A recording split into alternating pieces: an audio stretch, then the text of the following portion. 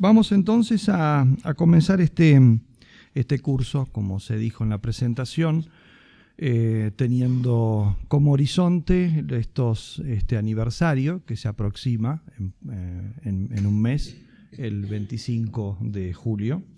50 años, ¿no? de un documento que quizá se puede decir que es uno de los documentos más importantes del siglo XX, ¿no? Así todo, uno de los más importantes del siglo XX, pero también más desoído del siglo XX, ¿no? Y voy a tocar dos temas en este día, que en primer lugar un poco es la historia del documento, las circunstancias de su redacción y de su recepción, y el punto doctrinal central de la encíclica. Y mañana me voy a referir a otros dos temas, que es el de lo que se llama así las profecías contenidas en la encíclica, o el valor profético que tiene esta encíclica, y luego el valor doctrinal de la misma. Se podrían tocar muchísimos temas, es un tema inagotable, a pesar de que es un documento brevísimo realmente, y sobre todo en comparación con los documentos que conocemos o que estamos más habituados, que fueron los de Juan Pablo II, que eran documentos largos. Este de Pablo VI es realmente muy breve, pero es tan importante las cosas que dice allí que se hace denso, en sentido de que permite una gran profundización. Piensen que Juan Pablo II solamente en lo que se conoce como las catequesis sobre el amor humano, que fueron esas catequesis que dio los días miércoles los primeros 3-4 años de su pontificado, de esas él dedicó un ciclo entero nada más que al tema del Humane Vitae, ciclo de 14 conferencias, 14 catequesis dedicados a este tema. Y no fue ciertamente lo único que escribió él. Vamos a tener oportunidad de referirnos repetidamente, por eso, a Juan Pablo II, que quizás es el mejor y más autorizado comentador de esta encíclica. Bien, comenzamos entonces, como decíamos, con la historia, un poco de historia. La encíclica Humane Vitae sobre todo se entiende por el contexto histórico, o sea, las circunstancias de su publicación, el contexto histórico en el que nace, que es la década del 60, ¿no? La década de la cual también estamos nosotros este año recordando otro de los acontecimientos principales, que es la revolución, la que llamada así, la revolución del Mayo francés, mayo del 68, frente a la cual a mí me parece que justamente la encíclica de Pablo VI es quizá la reacción más clave a uno de los puntos fundamentales de esa revolución, que ciertamente mayo del 68 es un símbolo. Se trata de la revolución cultural, que venía de mucho antes y continuará hasta nuestros días. Mayo del 68 fue un episodio, simplemente el episodio que después será tomado como símbolo, pero no es que ocurrió todo lo que nosotros vemos en nuestros días en ese mes, ¿no? Ni mucho menos. Pero justamente frente a todo lo que eso simboliza, me parece a mí que de parte de la Iglesia, quizá la encíclica Humane Vitae de Pablo VI sea la toma de posesión más importante. Porque no se trata de un documento, como vamos a ver, solamente de moral familiar, sino que es un documento de antropología, es decir, el punto fundamental se basa en una visión antropológica que nos deja el Papa Pablo VI, y que justamente la visión antropológica que se contrapone al concepto antropológico, a la visión del hombre, que tiene lo que se conoce así como la revolución cultural en la que estamos inmersos desde comienzos del siglo XX hasta nuestros días. En la época del 60 ya la Iglesia tenía un copioso magisterio de la Iglesia sobre matrimonio y sexualidad. En particular hay que recordar la Castico Nubi del Papa Pío XI en los años 30, los discursos de Pío XII, muchos de ellos que habían tocado el tema refiriéndose ya sea a las obstetras de Roma, médicos, etc., había tocado el tema del matrimonio, y numerosas otras intervenciones, sea de los pontífices como de los dicasterios de la Iglesia, en particular el Santo Oficio, actual Congregación para la Doctrina de la Fe, que había tocado algunos temas puntuales de moral conyugal, ¿no? Y también hay que señalar que hasta comienzos hasta la década del 30, las primeras décadas del siglo XX, sobre la cuestión del matrimonio y la sexualidad, todas las iglesias cristianas compartían la misma doctrina, fundamentalmente, en las cuestiones fundamentales de moral, ¿no? No así en otros temas, incluso de matrimonio, por ejemplo, el tema de la sacramentalidad del matrimonio, eso lo había rechazado la Reforma.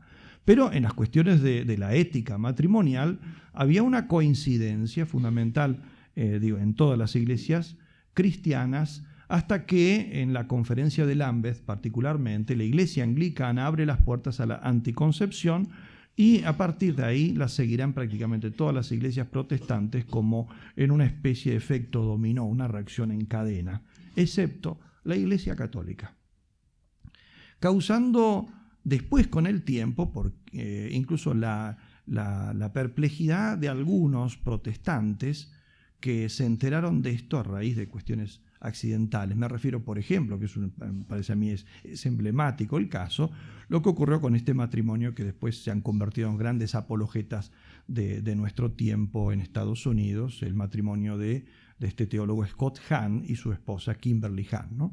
Cuando ellos estudiaban, porque eran protestantes de orientación calvinista, los dos estudiaban para ser teólogos, ¿no? Ella también estudiaba, las mujeres estudiaban teología y en orden a ser pastora, como quería en su momento. Ella desistirá justamente de su intento cuando, estudiando la Biblia, ella llega a la conclusión de que no era una tarea para las mujeres, ¿no? En ese caso, ¿no? El de ser sacerdotisa, ¿no? Y ella justamente era de una orientación muy clara provida. Su padre ha sido el dirigente durante muchísimo tiempo de la Liga Protestante a favor de la vida, y por lo tanto tenía esa postura, era muy clara, y daba conferencias respecto del tema del aborto y otros temas más. Y cuenta ella que muchas mujeres en esas conferencias le preguntaban después por el tema de la anticoncepción, y sobre todo desde su punto de vista protestante siempre focalizado es qué dice la Biblia sobre esas cosas. Por lo tanto ella se puso a estudiar lo que dice la Biblia, y su sorpresa fue doble. La primera sorpresa fue que ella, en su estudio personal, llega a la conclusión de que la Biblia condena la anticoncepción. La segunda sorpresa que le lleva, por sus estudios históricos, como haciendo teología, es que en realidad los reformadores, a quienes ellos tenían como punto de referencia, ¿no? Lutero, Calvino, habían sostenido también eso hasta muy poco tiempo antes, hasta la década del 30, y que ellos habían cambiado esa postura, o sea que el protestantismo había cambiado esa postura, y que la única denominación o iglesia, ¿no?, que se había mantenido fiel era justamente la Iglesia Católica, a la cual ellos, por su orientación particular, eran totalmente reacios, incluso a mirarla de forma positiva, ¿no? Esto es incluso lo que comienza en ellos, tanto en ella como a su esposo, a quien lo involucra, porque lo pone a que estudie también el tema para ver, para estudiar esto, que era una sorpresa en ellos, los dos temas, ¿no? El tema de lo que decía la Biblia según su criterio, ¿no? El criterio que ellos llegaron sobre el tema anticoncepción, como esto. De hecho, inmediatamente toman una decisión que era, digamos, muy, muy fuerte en su momento, y es dejar de utilizar la anticoncepción, a la cual ellos recurrían por el hecho de todavía estar estudiando, y estaban casados ya, muy, muy jóvenes, y deciden incluso seguir justamente lo que ellos creen que dice la Biblia. O sea, respetar la naturaleza, ¿no? A pesar de que eso les representaba incluso la posibilidad de que ella tuviese que dejar inconclusos sus estudios si quedaba embarazada, ¿no? Bien, eso entonces fue, como digo, eso es llamativo, es un caso aislado, pero que también se ha presentado en muchas otras ocasiones, ¿no?, por parte del mundo protestante, ¿no? Lo que pasa es que generalmente el protestante común ignora su historia, ¿no? Y por lo tanto no sabe que eso, en este momento, hace 80 años atrás, ellos sostenían exactamente lo mismo que sostiene la Iglesia Católica, ¿no? La década anterior, la década del 50, es una década donde va a estar marcada por un acontecimiento del todo particular. entre muchos otros, porque realmente es una época muy convulsionada, estamos saliendo de la guerra, de la posguerra, es la posguerra inmediata, pero sobre todo me interesa un acontecimiento, y es que un médico, Gregory Goodwin Pincus, y un biólogo, Luis Ernesto Miramontes Cárdenas, en 1951 logran la primera hormona de síntesis que será la base para la primera píldora anticonceptiva, la cual va a salir al mercado en 1961, al comienzo de esa llamativa década del 60. Muchísimas de las cosas que han pasado a partir de ese momento en la historia del mundo no hubiera sido posible de esta manera o con esta envergadura si no hubiera sido por este hecho concreto. La píldora, la difusión de la píldora y sobre todo los intereses económicos que generó inmediatamente esta industria notable, ¿no? Influyendo realmente de forma, vamos a ver, incluso dentro de la iglesia de forma notable, ¿no? Y a partir de eso entonces se abre una puerta enorme a la avalancha anticonceptiva química, ¿no? Y por supuesto a la mentalidad, a la práctica que se sigue de esto y a la mentalidad que intentarán cambiar en el mundo a partir justamente de esto. Muchos de los fenómenos, como digo, que nosotros llamamos la década del 60, no hubieran sido posibles sin esto. Todo el tema de la liberación sexual, el tema del hipismo, el tema de una gran protesta dentro de la iglesia, una división interna en la iglesia y tantísimas otras cosas, el problema de la natalidad que nos encontramos, porque esto se suma segundo hecho de esa época, y que es la propaganda que se hacía de lo que se llamaba en ese momento, y se siguió usando ese término, la bomba P, bomba population, que era la campaña masiva sobre el peligro de la superpoblación, la plaga de nuestro siglo, como era llamada en ese momento por muchos autores, ¿no? Y que sembró una especie de pánico, ¿no?, en mucha gente, y una instrumentalización de este tema para imponer políticas de control de la natalidad que no hubieran sido posibles si no estuviera el instrumento, a su vez, de la píldora para imponer este tipo de cosas, ¿no? Y que ha cambiado de alguna manera la fisonomía de nuestro tiempo, porque en este momento nosotros asistimos exactamente a el abrir el envoltorio de la gran mentira de la bomba P, y hay países en este momento, o naciones en este momento, que son naciones que están extinguiéndose, ¿no?, por aplicar justamente lo que se sugirió para solucionar ese problema, ¿no?, que en realidad era un problema inventado o mal planteado, si se quiere. Pero a raíz de estas cosas, ciertamente, la Iglesia se debió preocupar por los dos fenómenos, para ver qué había de verdad en este segundo y para ver cómo se encaraba el primero, porque entre algunos teólogos, ellos decían que si bien el magisterio de la Iglesia era muy claro en lo que decía sobre la anticoncepción, pareciera que la acción de la píldora anticonceptiva no caería bajo lo que había dicho el magisterio anterior, era otro tipo de cosas, porque les parecía inicialmente a algunos de ellos que la píldora no transformaba de ninguna manera, no alteraba fundamentalmente el acto sexual, ya que actuaba a otro nivel, al nivel de la biología de la persona. Entonces, por eso es que la Iglesia tiene que replantearse las cosas cuando ya estaba clarísima la doctrina al respecto de la anticoncepción. Era el tema de ver si la píldora también entraba exactamente en los principios con los cuales se juzgaban los otros medios anticonceptivos, preservativo, esterilización, etcétera, y todos los demás actos que la mente humana ha inventado para evitar la concepción y la natalidad, ¿no?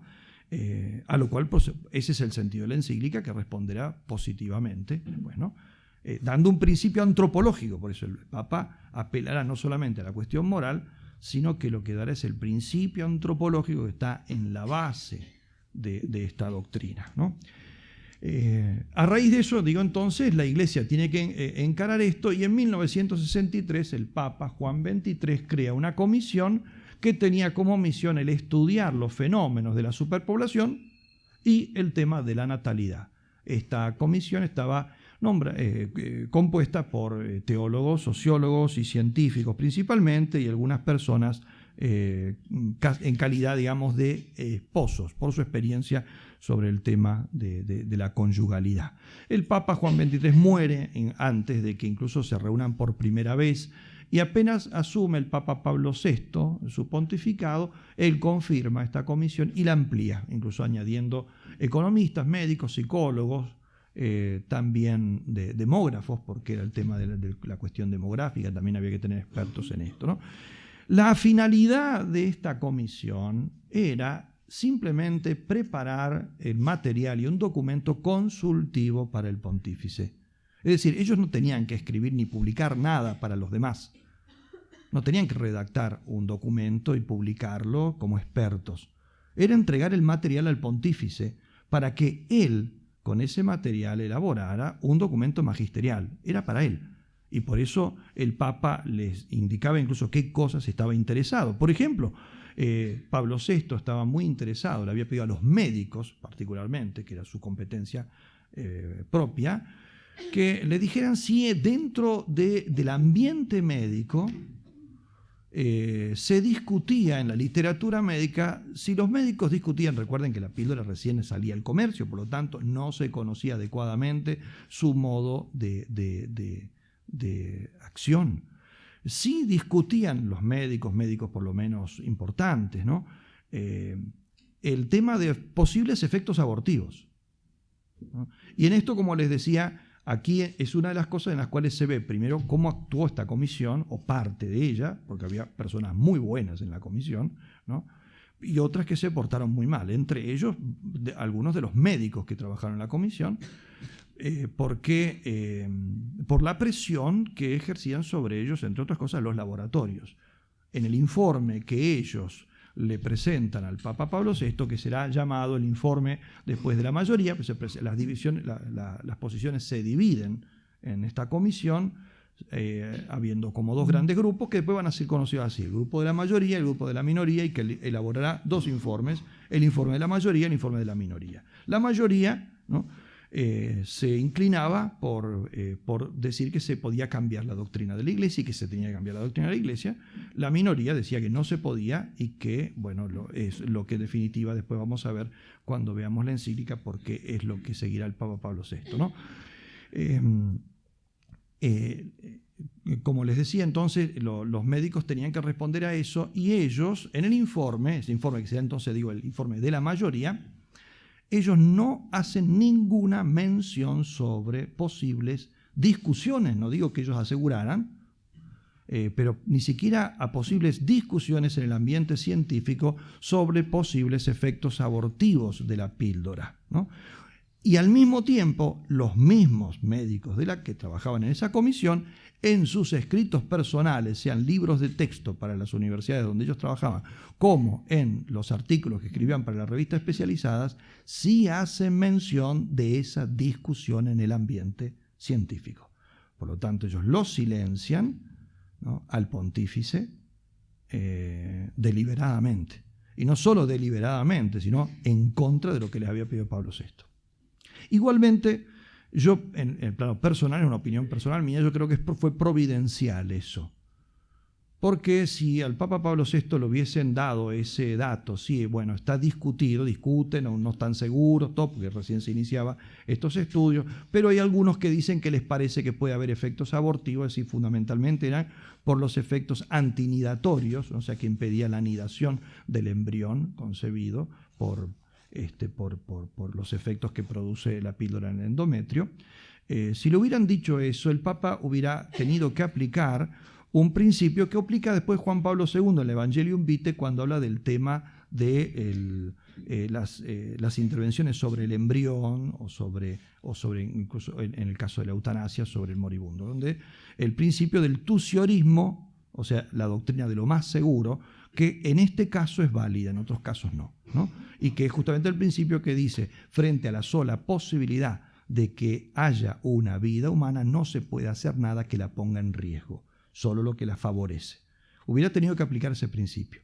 El Papa no menciona ese principio en la encíclica, sino que lo que va a dar es el trasfondo antropológico que hace de soporte a esto, y por lo tanto que es mucho más amplio, mucho más profundo, y previene que quizá en realidad puede ser que el argumento haya sido eso, de que el Papa hubiera dicho, bueno, si yo voy por este lado, evidentemente que ahora condenamos estas píldoras que están en el comercio, pero si algún día aparece una donde ellos digan, esta con toda seguridad, hasta el día de hoy no lo han logrado, esta con toda seguridad no produce ningún efecto abortivo, ni siquiera potencial, entonces ya el documento no sirve más.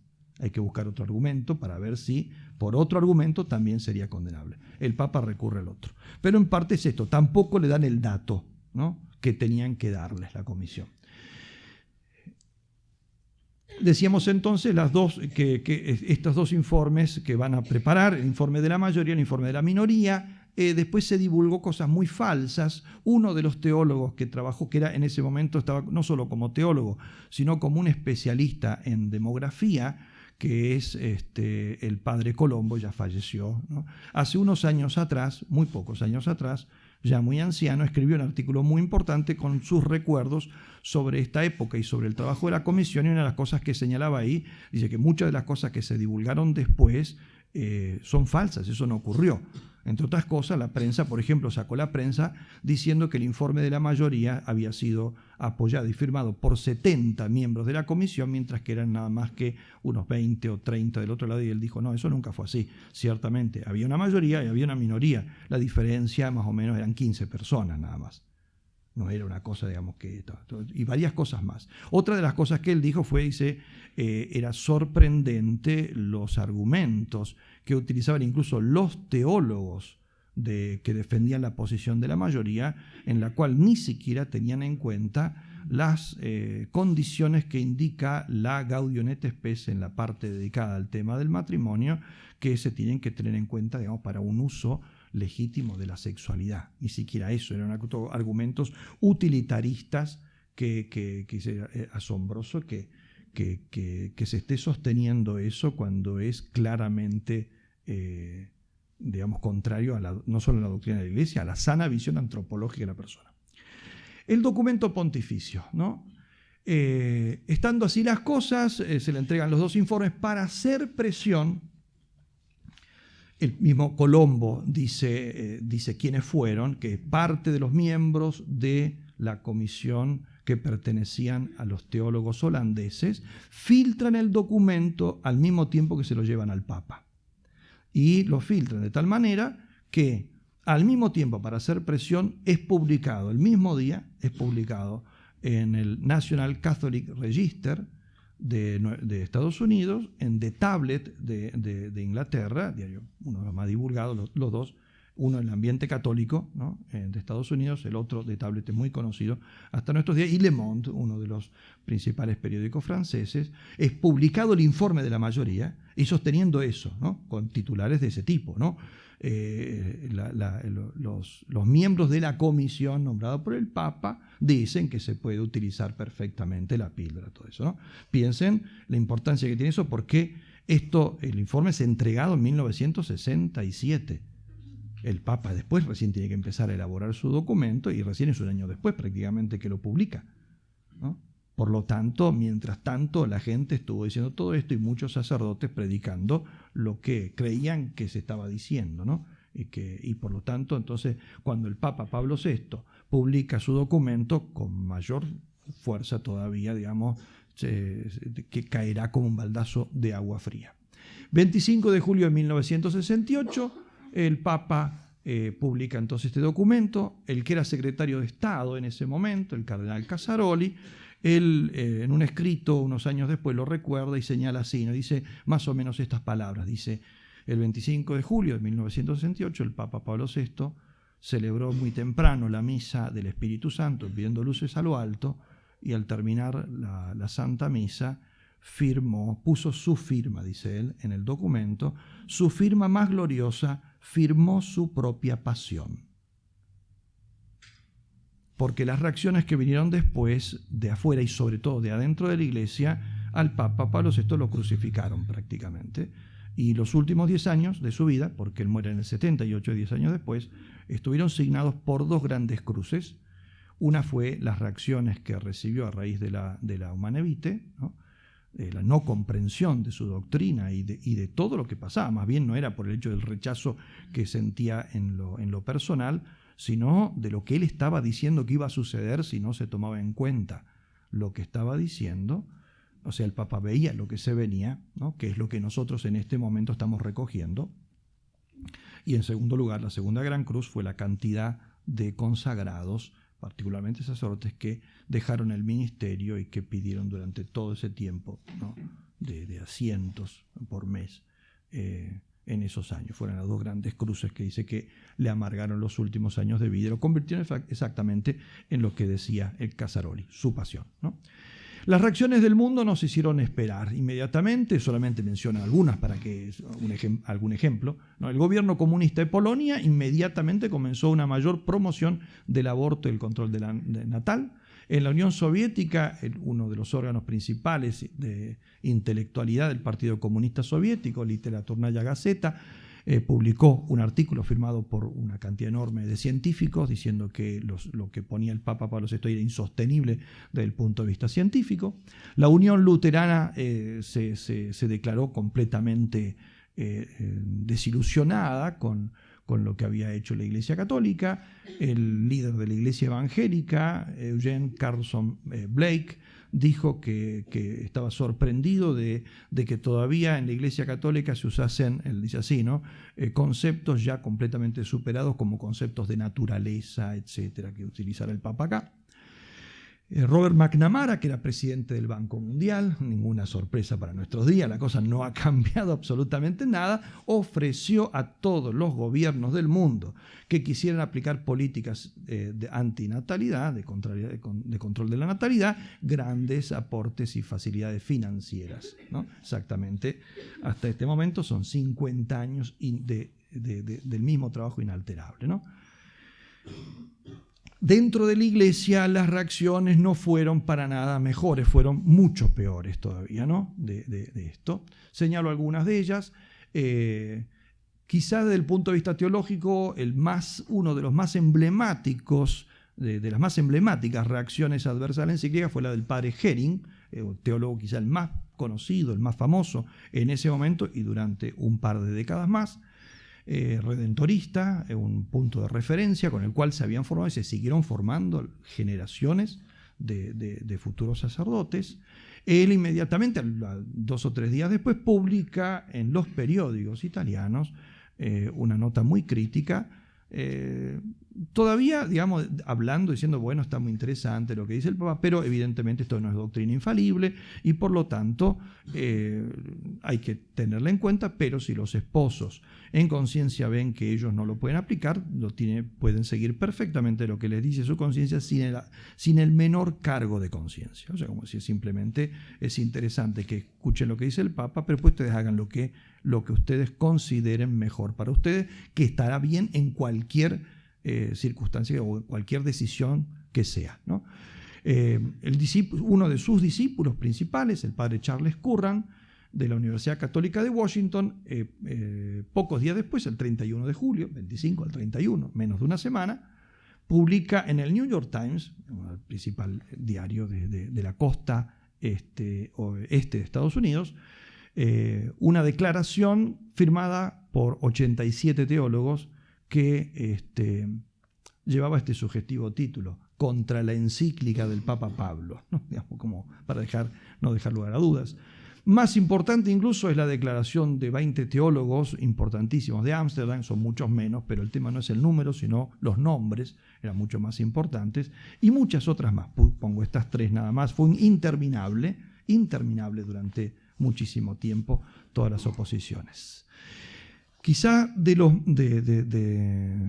los que marcó más una época fue la declaración que hace, o el escrito que publica el padre Rahner, jesuita, y si bien él no era moralista, sin embargo, toda la moral progresista, ¿no? Lo que llama el padre Cornelio Fabro la pornoteología, lo llama así, a ellos lo llaman los pornoteólogos, se inspiran en la doctrina de Rahner. El padre Rahner era realmente un punto de referencia, como lo fue durante varias décadas, sobre todo en varias universidades romanas, pontificias, como sobre todo la gregoriana, que es de los jesuitas, de la orden a la cual él pertenecía. Él, el 26 de agosto, un mes después del año 68, publica un artículo en un diario muy importante alemán, Die Welt, y después es republicada en el Il Regno, en Italia, también de enorme difusión, un artículo donde él dice que la doctrina que está en la Humanae Vitae es doctrina reformabilis y doctrina reformanda, es decir, doctrina reformable, que se puede reformar, y reformanda, que tiene que ser reformada, es decir, doctrina errónea, pues si algo tiene que ser reformado es porque es erróneo, ¿no? Esto hizo muchísimo daño. Mucho más daño hizo las declaraciones de algunas conferencias episcopales. En menos de un año, 25 declaraciones de conferencias episcopales enteras, comenzando por la de Tailandia, a los pocos días después de la encíclica, y se siguieron así, una detrás de otra. Son de muy diverso tenor, ¿no? Ciertamente. Algunas conferencias salieron en defensa, algunas muy claras, otras un poco más tímidas según los casos, defendiendo lo que había puesto el Papa. Otras fueron más bien ambiguas, ¿no? Si bien alabando la doctrina del Papa, pero o no entendiéndola o introduciendo cosas como, por ejemplo, decía, está muy bien lo que dice, si bien no es doctrina infalible, ya ahí están haciendo un juicio que no es del todo acertado, ¿no? Y finalmente algunas otras en franca oposición, particularmente estas de los países escandinavos, la de Bélgica, Holanda, Francia, Alemania, Austria, o sea, fíjense, es todo el centro norte europeo, ¿no? Al punto tal que años después, ¿no? El cardenal Schomburg, a quien el Papa incluso ha puesto como punto de referencia cuando se le preguntó algunas cosas sobre el Amoris Laetitia, el Papa Francisco me refiero, lo ha puesto como punto de referencia, es un muy buen teólogo, bueno, perfecto. Él en el año 2008, cuando se cumplieron los 40 años de la Humanae Vitae, en Jerusalén, en una reunión muy grande que tuvo, en una conferencia muy grande que dio a los neocatecumenales, pero que repitió en los mismos, lo mismo que va a decir aquí, lo repetirá después en un par de entrevistas. En esa época él decía lo siguiente: debemos arrepentirnos de este pecado del episcopado europeo que no tuvo el coraje de Pablo VI, porque hoy llevamos todo el peso de las consecuencias de este pecado. Lo va a llamar así, pecado del episcopado europeo. Él en ese momento era, como es en este momento todavía, arzobispo cardenal de Viena, ¿no?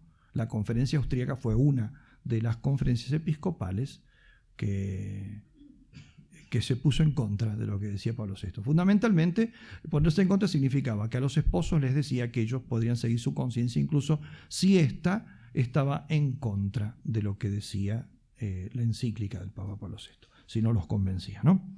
Hizo esto muchísimo daño, ¿no? Como pueden evidentemente imaginarse.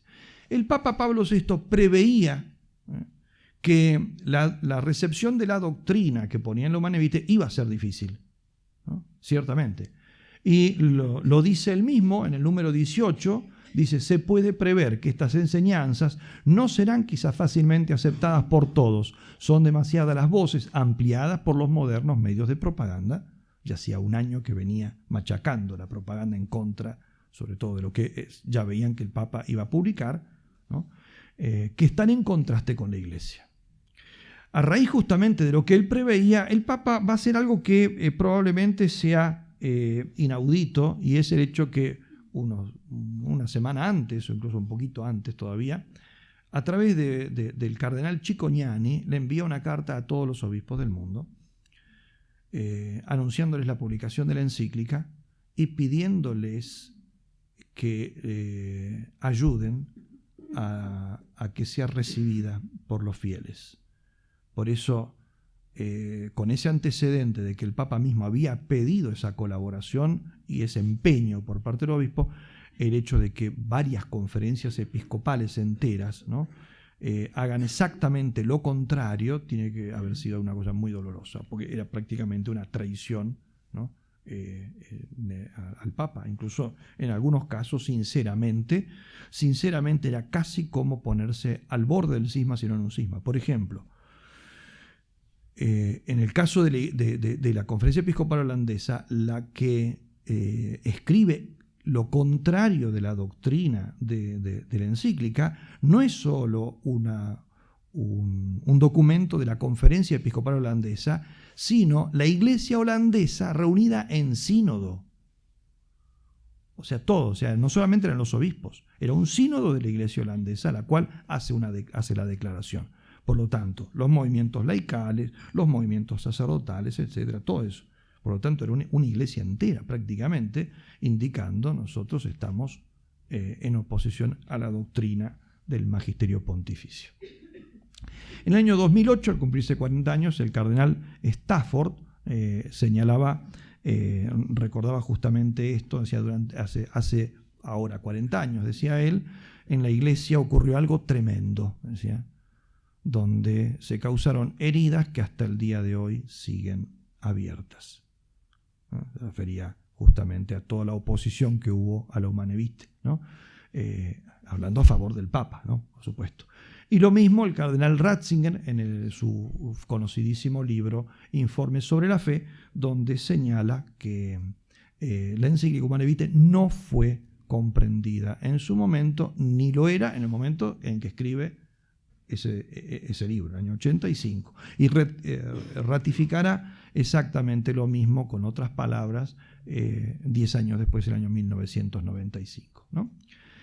Durante el pontificado de Juan Pablo II, por su particular postura, digamos, respecto de la moral, él era moralista, y no solamente moralista, sino que era especialista en la cuestión del matrimonio y la familia, va a darle tal relieve a toda la doctrina del Papa Pablo VI, como les dije, solamente en las catequesis del amor humano, dedicándole 14 catequesis a comentar los aspectos principales y a profundizar algunos de esos aspectos principales, y no solamente en eso, la exhortación Familiaris Consortio, numerosos otros documentos, incluso otros documentos que se relacionan estrechamente con ella, aunque no tengan por tema la familia, como es la encíclica Veritatis Splendor, de la cual se están cumpliendo 25 años este año, porque él escribió a los 25 años de la Humane Vitae, donde el Papa va a los fundamentos de la moral, que era el hecho de errores en los fundamentos de la moral, era lo que llevaba a los moralistas que se oponen a la encíclica de Pablo VI a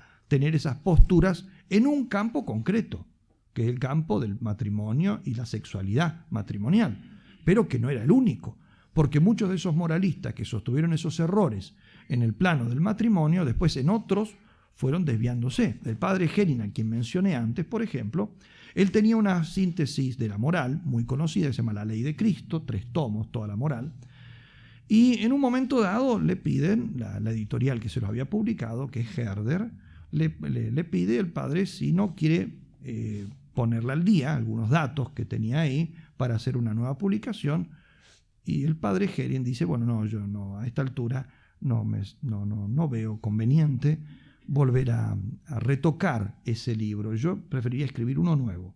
Entonces escribe una nueva síntesis, se llama la Libertad y Fidelidad en Cristo, también 3 tomos, toda la moral, donde si bien en el otro ya tenía algunos errores de base, pero sustancialmente era muy potable en muchos otros, en este uno va a encontrar todos los errores que se le ocurran. Él va a probar no solamente la doctrina, por supuesto, que siempre se mantuvo firme, se le inició un proceso por la doctrina que él sostenía, que no se llevó a término por el hecho que en el entremedio del proceso de la Congregación para la Doctrina de la Fe que le estaba haciendo, a él se le declara un cáncer y entonces se lo deja tranquilo. Igualmente, él, a pesar de su enfermedad, él siguió escribiendo en contra de la doctrina de la Iglesia. En esta síntesis, ¿no?, el padre Herin va a defender la posibilidad de clonación, de fecundación in vitro, de homosexualidad, de la masturbación, y todo lo que ustedes quieran. En realidad, simplemente se trata de llevar a las consecuencias los mismos principios que habían aplicado estos moralistas en este caso concreto, ¿no? Por eso es que decía antes que cuando el Papa Juan Pablo II, en la Veritatis Splendor, condena los errores actuales en cuestiones de moral, en realidad lo que está haciendo es desarticular en su base lo que había sido, digamos, el origen, si se quiere, de la oposición a la Humane Vitae, ¿no? Y por eso en este momento estamos volviendo al mismo problema, porque desde hace 3 años atrás los errores que había condenado Juan Pablo II empiezan de vuelta a ser publicitados por muchos de estos teólogos y a tratar de ponerlos en boga. El tema de la conciencia creadora, el tema de la opción fundamental, entendida como la entienden ellos, y el tema de la negación de actos intrínsecamente malos y muchas otras cosas más que dejó, de hecho, ya definitivamente zanjado Juan Pablo II. Pero bien, a pesar de eso, durante el pontificado de Juan Pablo II, podemos decir que hay una relativa tranquilidad, ¿no? Sobre este tema, si bien no es que los que estaban en desacuerdo empiezan a entender la doctrina de Pablo VI y se ponen de acuerdo con ella, sino más bien simplemente guardan silencio, ¿no? Y eso es lo que explica que ahora, que estamos en torno a estos 50 años de la encíclica, hay un intento de vuelta de releer la encíclica, porque hoy en día, digamos, la política no serviría, la política de rechazar la enseñanza de la encíclica. Lo que hay que intentar, de parte, como lo piensan los que están en contra de la enseñanza de Pablo VI, lo que hay que intentar es de establecer una distinción que no existe en la tradición de la Iglesia, una distinción entre el plano meramente doctrinal y universal, que en eso está buenísimo, está muy bien lo que dice Pablo VI, es genial, es el ideal al que tienen que aspirar, pero después vamos a lo concreto en la pastoral, eso no se puede vivir, entonces hay que ir a lo que se puede, punto. Entonces una división entre lo que es doctrinal y lo que es pastoral. En definitiva, como decía una autora muy inteligentemente, lo que quieren hacer es momificar la encíclica. Es decir, la dejamos como una momia, ahí queda como en un museo, está muy bien, está excelente, uno va, la admira, todos se admiran frente a Tutankamón, pero no lo invitan nunca a cenar, ¿no? Está muerto, ¿no? Y esto no se puede hacer nada con él. Es exactamente lo mismo. Bien, eso en cuanto a la historia. El segundo tema que quiero desarrollar, todo en continuidad con esto, es el tema de cuál es la enseñanza esencial de la encíclica. Porque nosotros muchas veces decimos lo que dice la encíclica Humanae Vitae, lo que condena la Humanae Vitae, el valor de lo que dice la Humanae Vitae. Pero la Humanae Vitae, si bien, como les dije, es un documento breve, igualmente toca muchos temas. Cuando hablamos de lo que enseña la Humanae Vitae, del aporte de la Humanae Vitae, ¿a qué nos referimos? Fundamentalmente a un punto central, ¿no? Que es esta sentencia que se encuentra en el número 14.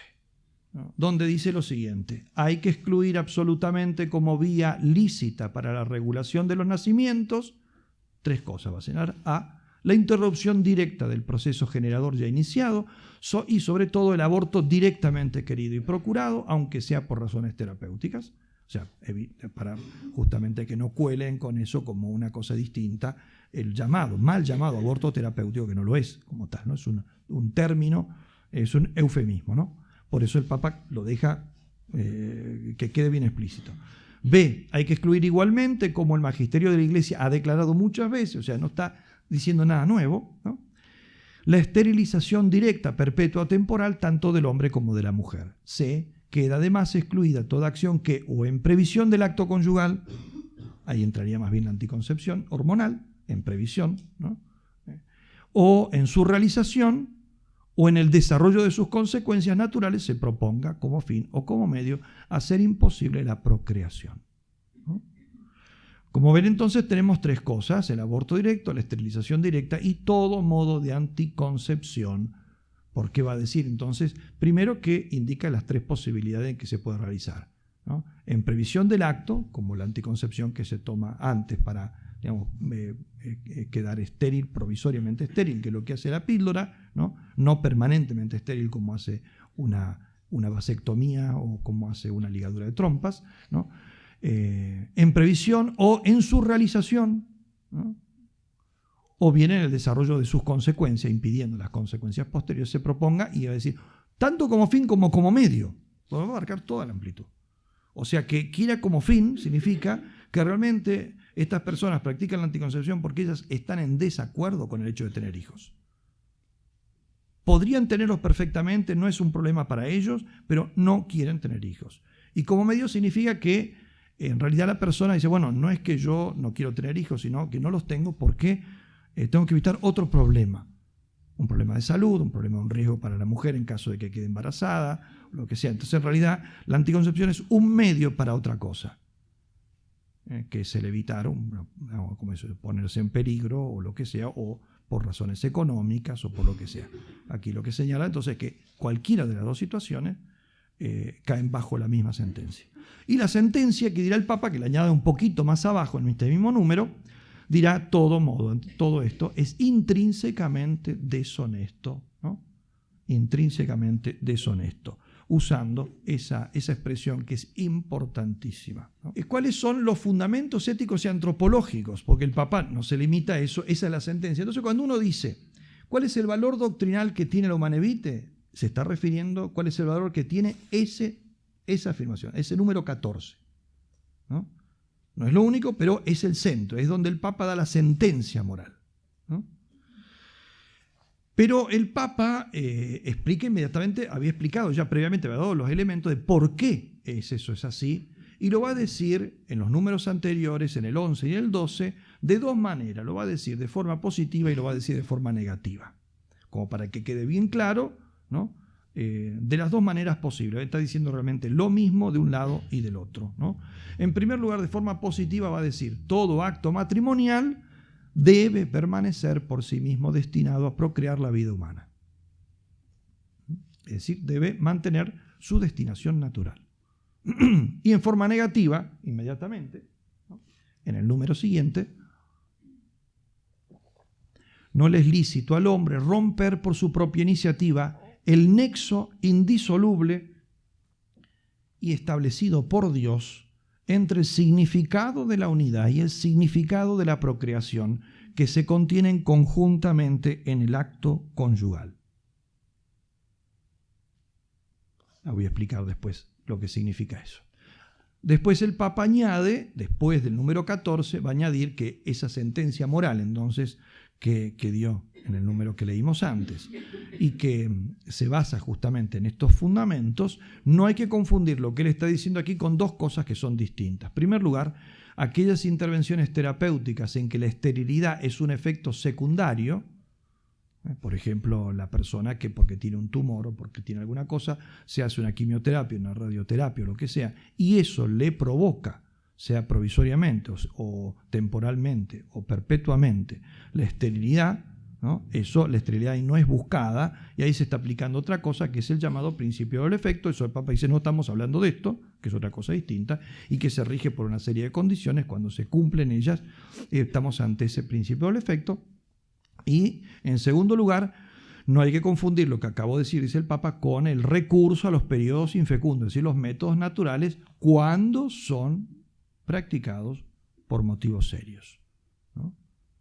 Porque si bien del otro acto dice es intrínsecamente inmoral o intrínsecamente deshonesto y por lo tanto, listo, con eso ya basta para decir que de cualquier manera que se practique, por cualquier motivo que se practique, en cualquier circunstancia que se practique, nunca puede cambiar la moralidad.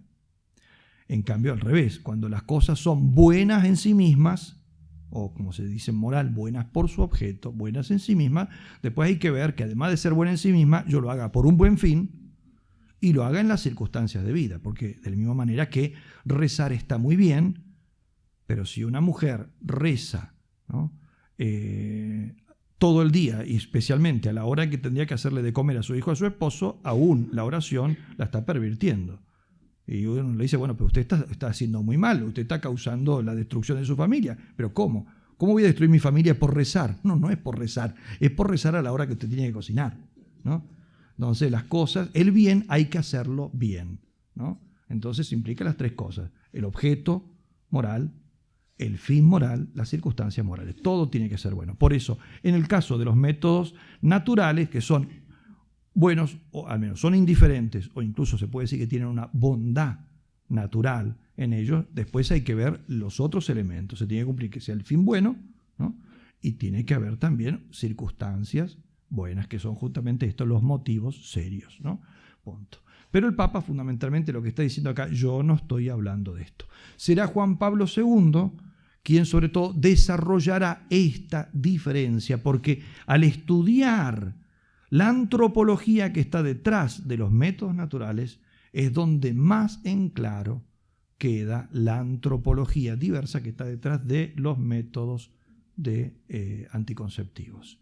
Y por eso en la Familiaris Consortio, en el número 32, el Papa va a decir, no se trata entre los métodos anticonceptivos y los métodos naturales de dos fenómenos moralmente diferentes, sino antropológicamente diferentes. Lo cual es decir una cosa completamente distinta, ¿no? Antropológicamente diferente. Y esto es importantísimo, y esto nos explica a nosotros por qué nosotros no podemos prácticamente, porque es tan difícil lograr un diálogo en nuestra época, un diálogo con todos los que tienen una mentalidad abortista o una mentalidad anticonceptiva en este momento, y las dificultades que estamos teniendo y en este momento, incluso por las circunstancias propias de nuestra patria, ¿no? ¿Por qué es tan difícil? Porque no estamos hablando de un problema moral. Nosotros cuando hablamos de hombre decimos una cosa distinta de cuando los otros dicen hombre. Y hoy en día justamente esto ha sido puesto totalmente en evidencia con el destaparse de esa antropología que está detrás de los métodos anticonceptivos y de todas estas otras visiones, que es justamente lo que nosotros llamamos hoy en día ideología de género. Y que en ese momento, cuando Pablo VI escribe esto, estaba en pañales. Ya existía, ciertamente, pero estaba en pañales. Es una diferencia antropológica, esto es clave, y como dije, el que lo desarrollará será fundamentalmente Juan Pablo II. Bien, decíamos entonces que el Papa da esta afirmación, dice, ¿no? Estos métodos, ¿no? Usa esa expresión, intrínsecamente deshonestos o intrínsecamente malos, ¿no? Por lo tanto, el Papa está diciendo que se trata de una deshonestidad intrínseca, no accidental. No es porque no es el momento de aplicarlos o porque no lo hacen como tendrían que hacerlo. No, es que de ninguna manera que lo puedan hacer. Los afecta intrínsecamente. Pero esta afirmación del Papa Pablo VI es una afirmación que ya estaba presente en todo el magisterio anterior. En particular, Pío XI en la Cástico Nubi, el número 20, había usado incluso 2 veces en un mismo número la misma expresión, intrínsecamente contra la naturaleza o intrínsecamente deshonesta. Va a decir, Pío XII va a hablar de intrínsecamente inmoral, calificar estos actos. En el magisterio posterior igualmente, cito sobre todo este texto que creo que puede resumir todos los demás que se podrían citar, que son innumerables, este texto de Juan Pablo II en el discurso a los participantes en el segundo Congreso Internacional de Teología Moral del año 88, 20 años después de la Humanae Vitae, dice, Pablo VI, calificando el hecho de la contracepción como intrínsecamente ilícito, ha querido enseñar que la norma moral, el principio moral, este principio moral se refiere a ese, ¿no? Nunca, no admite excepciones. No admite excepciones. Y explicará, ¿no? Nunca una circunstancia personal o social ha podido, ni puede, ni podrá. Ni ha podido, ni puede, ni podrá convertir un acto así, o sea, intrínsecamente ilícito, en un acto ordenado por sí, o sea, en sí mismo bueno o ordenado. La existencia de normas particulares con relación al actuar intramundano del hombre dotado de una fuerza tal que obligan a excluir siempre, y sea como fuere la posibilidad de excepciones, o sea, esto que acabo de decir, la existencia de normas que son válidas para toda circunstancia y que no admiten excepciones, esto, dice, ¿no?, es una enseñanza constante de la tradición y del magisterio de la Iglesia que el teólogo católico no puede poner en discusión. Corrijo a Juan Pablo II, en esto lo tengo que corregir, porque me parece que no tendría que haber puesto, ha sido muy benigno, poner no debe poner no puede poner en discusión, tendría que haber puesto no debe poner, porque poder puede, y de hecho es lo que estamos viviendo hoy en día. Están poniendo en discusión justamente este tema de nuevo, como lo habían puesto, ¿no? Entre otros documentos, por ejemplo, a los mismos confesores sobre este tema de moral conyugal, Vademecum para los confesores sobre cuestiones de moral conyugal del año 97, se volvió a repetir esta doctrina, o sea, incluso a los confesores explícitamente para que lo tengan presente en el sacramento de la confesión, ¿no? ¿Cuál es el fundamento de esta enseñanza? El fundamento de esta enseñanza lo veíamos en el número 12, Dijimos, el número 11 lo decía en positivo, en el número 12 lo decía en negativo, y nosotros vimos que decía en el número 12, el hombre no puede por su propia iniciativa separar, y usaba esta expresión, los dos significados del acto conyugal, significado unitivo y significado procreativo. Son inseparables. ¿Qué quiere decir esto? El que va a desarrollar sobre todo esto, como les decía, es Juan Pablo II, con toda lo que se llama la teología del cuerpo, justamente irá a desarrollar este aspecto como uno de los más ricos. Significado unitivo significa esto: en el acto conyugal es un acto que lo que produce es la comunión de personas, la unión de personas, comunión de personas, hace de dos personas una sola persona en lo que se puede, ¿no? Evidentemente no hay disolución de las personas, que es lo que dice el Génesis, que repite Jesucristo en San Mateo 19:6, se harán, dejará a su padre y a su madre, se convertirán en una sola carne, se unirá a su esposa, el hombre, y será con ella una sola carne, que en lenguaje bíblico carne significa persona, no en el sentido carne nuestro, carnal, mucho más amplio. Por lo tanto implica que se produce en el acto conyugal la mayor posibilidad de unión de dos personas en todos los niveles. El físico simplemente es el que más se manifiesta, pero se da también al mismo tiempo una unión afectiva y una unión espiritual, ¿no? Y esto se pone sobre todo en evidencia en el hecho de que, de alguna manera, el símbolo natural que tiene es el acto conyugal, símbolo que ya la naturaleza prevé, y cuando decimos la naturaleza se entiende evidentemente el autor de la naturaleza, porque la naturaleza no se crea a sí misma, ¿no? Sino que la crea alguien que es Dios. En ese acto, el hombre de alguna manera como busca vaciarse dentro de la mujer y la mujer dentro del hombre, dentro de lo que dos seres físicos, y que son en definitiva, ¿no? Insolubles, se pueden, digamos, unir lo máximo que pueden realizarlo, ¿no?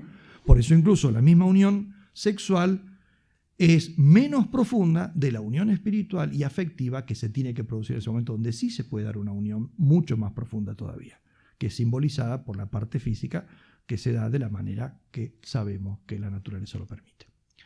Y el significado procreativo significa que ese acto es el acto que pone las condiciones, el único acto que por su naturaleza puede poner las condiciones para una nueva vida, ¿no? Y fíjense que no digo ese acto es el acto que produce una nueva vida, porque los esposos se limitan, ¿no? Ellos, en el acto libre que eligen realizar, ellos solamente pueden aspirar a poner las condiciones para una procreación. Que la procreación se dé, de hecho ya depende de otras cosas más, que es la obra de la naturaleza, ¿no? Porque puede haber problemas por los cuales, concretamente la naturaleza de esta persona, problemas biológicos, problemas genéticos, problemas por lo que sea, quizá no lleva a cabo, o en este momento es infértil, o por los motivos que sea, no se sigue eso, ¿no? Los esposos entonces se limitan, que es lo que se llama la obra de las personas, la obra personal, ¿no? Es el poner las condiciones. Y eso es lo que, por decirlo de alguna manera muy jurídica, eso es lo que contratan. Cuando hacen un contrato matrimonial se comprometen uno al otro, ¿no? A poner las condiciones para una concepción, no a tener un hijo, porque tener un hijo depende después de otras cosas que no lo pueden poner, ellos no pueden garantizarlo. Por eso nunca una persona, si un problema físico o por lo que sea, no está defraudando al otro si no le da un hijo. Cuando Rebeca, creo que es Rebeca, pero cuando Rebeca le pide a Jacob, le pide, dame un hijo, era estéril, dame un hijo, si no me muero, él se escandaliza y le dice, yo no soy Dios. Yo no soy Dios, ¿no? Eso ya no depende de él, ¿no? Y por eso es que esto es fundamental, no existe el derecho al hijo. Porque un derecho se basa justamente en eso, en una cesión de derechos, y ahí no hay cesión, porque lo que contratan es poner las condiciones. Existe el derecho, es derecho a que el otro se preste a poner las condiciones como se había comprometido. Que de ahí venga un hijo dependerá también del don de Dios, ¿no? Y de la voluntad de Dios, ¿no? Bien. Dos significados, ¿no? Tengamos en cuenta igualmente que la capacidad procreativa, ¿no? Si bien la capacidad unitiva, ese sentido unitivo está siempre presente en todo acto, la capacidad procreativa es en todo acto al menos potencial, pero actual no lo es siempre, porque la mujer tiene momentos, periodos de fertilidad o infertilidad. En algunos momentos es actual, en otros momentos es potencial y hay momentos en la vida donde pasa a ser ya potencial permanente, ¿no? Cuando ya la mujer no puede tener más hijos por simplemente la evolución de su misma naturaleza. El Papa usa esta expresión, significado, no dice aspectos. No se pueden separar los dos aspectos. Valdría también la expresión, pero es menos rica, porque entra acá a jugar otra cosa más. Al hablar de significado, el Papa está empleando un término que es un término del lenguaje. Significado tienen las palabras, todas las palabras. Nuestro lenguaje está compuesto por dos tipos de palabras, las palabras vocales y las palabras gestuales. Y depende de la educación y de cada cultura, la proporción entre una y otra es variable, pero es enorme el porcentaje de lo que es el lenguaje gestual. Es gran parte. De hecho, fíjense que nosotros tenemos siempre que, lo hacemos instintivamente, pero nosotros nos tenemos que poner siempre en mente si me basta con el lenguaje vocal o no. Cuando yo le hablo personalmente con una persona, utilizo el lenguaje de una manera que está basado en palabras y gestos. Y por ejemplo, cuando hablo por teléfono tengo que usar otro tipo de lenguaje porque va a estar basado principalmente en vocabulario. Cuando yo estoy hablando con una persona y me dice, acá le traje esto, déjalo ahí, digo. Y no decimos más nada, porque fue un gesto, fue una mirada, un relámpago, donde yo prácticamente ya le indiqué todo. Pero si estoy hablando por teléfono, para decirle lo mismo tengo que decir otras cosas. Cerca tuyo habrá una mesa, sí, bueno, entonces fíjate si podés ponerlo ahí, punto, porque no puedo hacer eso como lo haría de otra manera. Nuestro lenguaje gestual, entonces, es parte de nuestra vida cotidiana, ¿no? Y hay palabras, en el lenguaje gestual, ocurre como en el lenguaje vocal, hay palabras donde el hombre puede ponerle el contenido. Cuando inventamos un gesto, por ejemplo, los jóvenes tienen una jerga de gestos, donde, qué sé yo, ponen los dedos así, ponen los dedos de una manera, ponen de otra, y significa un montón de cosas, y ellos le cargan el contenido. Pero al margen de esos gestos arbitrarios, donde uno puede cargar el contenido, hay otros gestos donde la naturaleza carga el contenido, pues no le podemos cambiar el contenido. Cambiarlo sería incluso, es decir, puedo cambiar el contenido, pero también puedo decir mamá y entender papá, y papá entender mamá, es decir, los locos pueden hacer así. No, pero evidentemente es una tergiversación deliberada. Hay gestos que por su naturaleza tienen un contenido, ¿no? Por ejemplo, un abrazo, un beso, ¿no? Y otros más, ¿no es cierto? Que, digamos, donde ahí el contenido está dado por la misma naturaleza de las cosas, ¿no? De lo que uno está haciendo, ¿no? Como que de alguna manera ese gesto continúa una acción de la misma naturaleza, la naturaleza que envuelve al que sufre o lo que sea, ¿no? Las distintas cosas con las que expresamos la compasión, el compartir la alegría de una persona, la congratulación, etc., ¿no? El hecho es que ese significado, dentro de los gestos, quizá el acto sexual sea la palabra gestual más importante de toda la naturaleza. Es decir, que tiene un contenido dado por su misma estructura. Por lo tanto, no la puedo cambiar porque no puedo cambiar la estructura. Ya indica una cosa, ¿no? El contenido de esa palabra lo podríamos expresar de esta manera si el esposo tuviera que transmitir, acompañar el gesto, ¿no? Con palabras, tendría que decirle, te doy todo lo que soy y tengo, incluso lo más sagrado, que es mi capacidad procreativa, es decir, de asociarme al Creador, y acepto todo lo que eres y tienes, que es lo que le está dando la esposa, incluso lo más sagrado que tienes, que es tu capacidad de asociarte al Creador. Y la esposa hace exactamente lo mismo con el esposo. Y eso es algo que no inventa el hombre, sino que está ligado al origen de esa palabra, que es la misma naturaleza. Porque esas capacidades están en el mismo acto. Es decir, ese acto es la compenetración física, afectiva y espiritual más profunda que pueden ligar un hombre, que puede aspirar un hombre y una mujer. Y es el único acto, de hecho natural, que puede poner las condiciones, como decíamos, para una nueva vida, ¿no? Por eso está ligado a eso. El hecho de que, entonces, de que estén los dos, sean como las dos caras del mismo gesto, ¿no? Hace esto que explica Pablo VI, que no se pueden separar deliberadamente. O sea, que el hombre no puede querer uno y destruir el otro, querer quedarse con uno y rechazar el otro. Porque justamente entonces, y aparte porque lo que Juan Pablo II va a decir, porque uno se realiza a través del otro. Por eso, cuando uno escucha muchas veces, por ejemplo, decir que el preservativo, es decir, ¿cuál es el problema? Y claro, porque el preservativo es anticonceptivo, o sea, impide una concepción. Yo aclararía, no, el anticonceptivo, el preservativo, ciertamente que es anticonceptivo, pero no solamente eso, es antiunitivo. Bueno, ¿cómo? Si los esposos se unen. No hay unión total, no hay entrega, no se entrega nada. Lo más sagrado no se entrega, que es parte de la unión, porque la unión no es estar pegado uno al lado del otro. No es estar pegado uno al lado del otro, es donarse uno al otro. Ahí es donde se da la unión realmente, en el sentido más pleno y más perfecto, que justamente el acto conyugal es el único que lo realiza de esa manera particular, ¿no?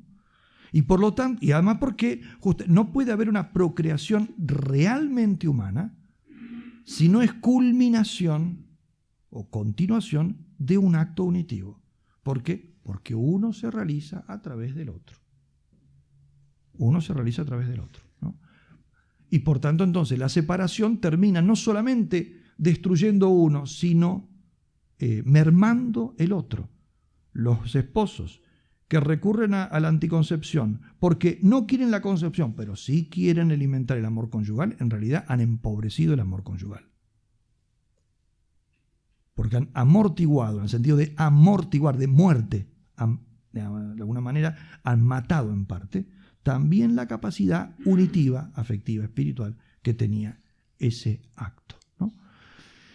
En la separación de ambos aspectos, y acá es donde más se ve el porqué, el valor que tiene usar el término, esa expresión, ese concepto de significado del lenguaje, en la separación de ambos, si es parte del lenguaje, si es un lenguaje esto, entonces se está diciendo una cosa, pero se está haciendo otra. Y cuando se dice una cosa y se hace otra, eso es una mentira. Hacer algo o dejar entender que hago algo que en realidad es distinto de lo que yo tengo en mente, eso es exactamente uno de los modos de mentira, que es la hipocresía, ¿no? Que es la hipocresía. Y además, al ser palabra, no solamente el tema de que puede caer bajo el concepto de mentira, entonces el acto anticonceptivo es una mentira, ¿no? El acto es una mentira. Y es una traición al lenguaje. Y fíjense que es tan importante la traición al lenguaje porque destruye la posibilidad de la sociabilidad entre los hombres. Por eso es interesante la expresión que usa Jesucristo en el Huerto de los Olivos. Cuando Judas se acerca y le da un beso, Jesucristo subraya el tema del beso, no tanto la traición. Ahí es donde está el acento psicológico, digamos, por decir, donde está apuntando Jesucristo, lo que está subrayando es el beso. Judas, con un beso, entregas al Hijo del Hombre.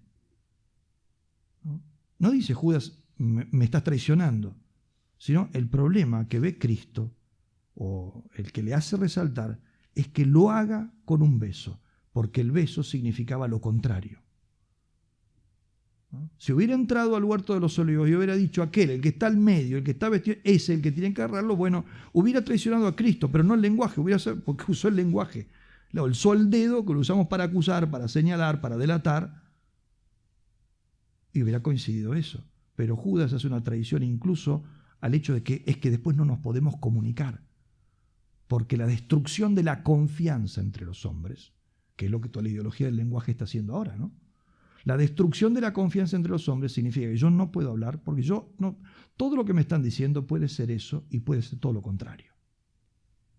Me está besando esta persona, puede ser que me quiera y puede ser que sea exactamente lo contrario, que justamente me odie, porque Judas a Cristo lo entrega con un beso, pero en realidad lo que está haciendo es un acto de odio. Y puede hacer a su lenguaje, lo transforma exactamente en lo contrario.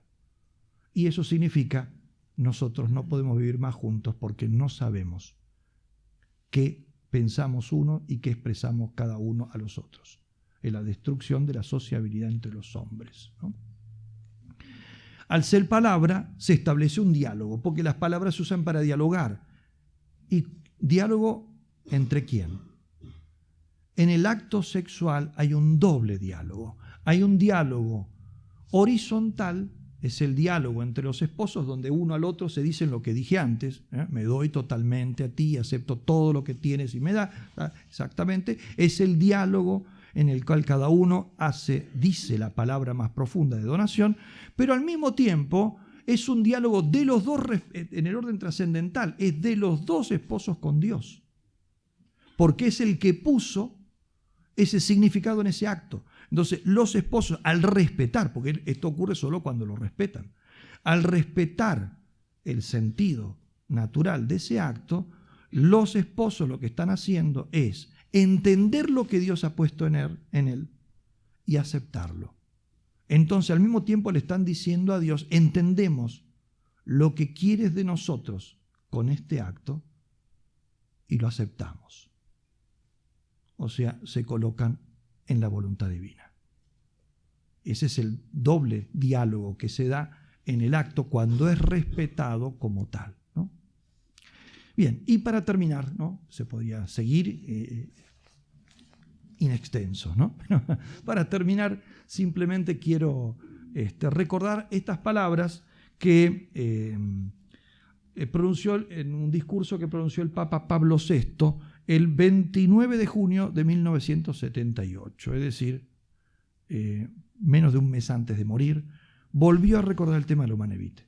Prácticamente muy pocas veces volvió sobre este tema a lo largo de su vida después de la publicación, justamente por todos los problemas que habían sucedido. Listo, ya estaba el documento, ese documento iluminaría a quienes tenía que iluminar, ese documento sería una piedra miliar de todo el siglo XX en la historia de la Iglesia, pero el Papa pocas veces volvió a aludir a él. Poco tiempo antes de morir, en cambio, volvió sobre el tema y recordó esto. Dice, la defensa de la vida debe comenzar desde las fuentes mismas de la existencia humana, y este es un tema que a nosotros nos toca mucho hoy en día, porque estamos todos comprometidos con el tema de la defensa de la vida, por el tema del aborto, pero si nosotros no tomamos conciencia, ¿no?, de que no vamos a poder defender auténticamente la vida en la cuestión del aborto si no defendemos en su raíz, que es este otro tema, ¿no? Este otro tema. Por eso los que hacen dicen, bueno, ¿para qué recurrir al aborto? En todo caso, si no quieren tener hijos, ahí está la anticoncepción y todo eso, no entendieron absolutamente nada. Y después Juan Pablo II diría que son dos frutos del mismo árbol, por eso es como si yo corto una rama y pienso que se va a secar el árbol, lo que hace es volver a salir y volver a crecer.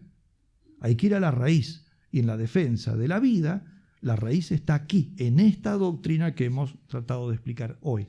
Por eso, repito, la defensa de la vida debe comenzar desde las fuentes mismas de la existencia humana.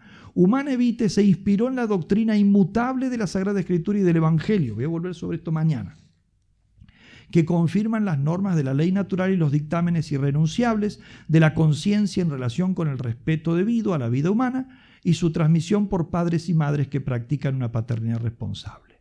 El documento ha adquirido una relevancia nueva y urgente ante las heridas que ahora las leyes civiles infligen a la santidad e indisolubilidad del vínculo conyugal y al carácter sagrado de la vida humana, aun cuando ésta se encuentra todavía en el seno materno.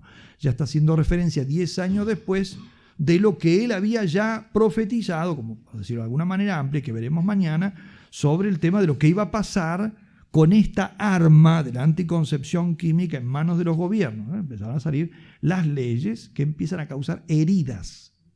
10 años después ya era urgente, nosotros estamos 50 años después, ¿no? De aquí las reiteradas afirmaciones de la doctrina de la Iglesia Católica sobre la dolorosa realidad y sobre los perniciosos efectos del divorcio y del aborto contenidas en nuestro magisterio ordinario y en documentos particulares de la congregación competente. Hemos hecho tales afirmaciones movido únicamente por la suprema responsabilidad de maestro y pastor universal y por el bien del género humano. O sea, el único motivo, ciertamente, el Papa sabía que no se iba a granjear la simpatía de nadie, ¿no? Que no es que lo iban a aplaudir, pero era una cuestión absolutamente de responsabilidad personal, aunque fuese levantar la cruz, ¿no? Aunque fuese levantar la cruz. Él continúa, dice, ante las tristes deserciones en la Iglesia y la sociedad, nosotros, al igual que Pedro, nos sentimos impulsados a ir donde Él, que es la única fuente de salvación, y clamar: Señor, ¿a quién iremos? Tú tienes palabras de vida eterna. En la encíclica el Papa va a decir, hablando justamente de los cónyuges que quizá no comprendieran el sentido de su enseñanza, va a decir igualmente, dice, el decir la verdad sobre estos temas es el máximo acto de caridad que se les puede hacer. Nada más. Si no lo has hecho, suscríbete al canal. Cliquea en la campanilla para recibir notificaciones cada vez que publiquemos un video.